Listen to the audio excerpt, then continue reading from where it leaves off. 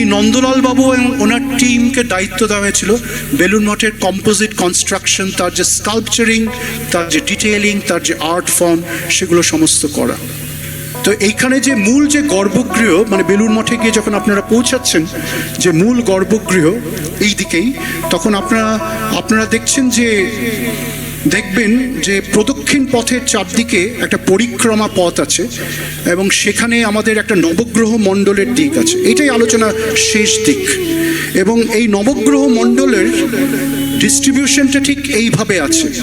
আমাদের উত্তর দিকে আছে সূর্য, বৃহস্পতি এবং মঙ্গল, সূর্য, বৃহস্পতি এবং মঙ্গল, এবং এবং পূব দিকে আছে মানে সোম মানে হচ্ছে চন্দ্র, শুক্র এবং বুধ, এবং পশ্চিম দিকে আছে কেতু, শনি এবং রাহু।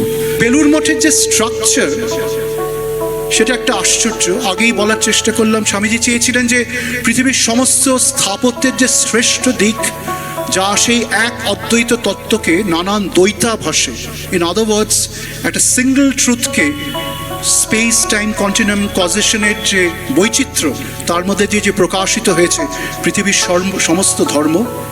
স্বামীজি যখন শিকাগোতে গিয়ে ফার্স্ট টক দিচ্ছেন, স্বামীজি বলেছেন, I belong to a religion which is the mother of all religions, যার থেকে পৃথিবীর সমস্ত ধর্ম কোনো না কোনোভাবে সৃষ্টি হয়েছে, কোনো না কোনোভাবে সৃষ্টি হয়েছে।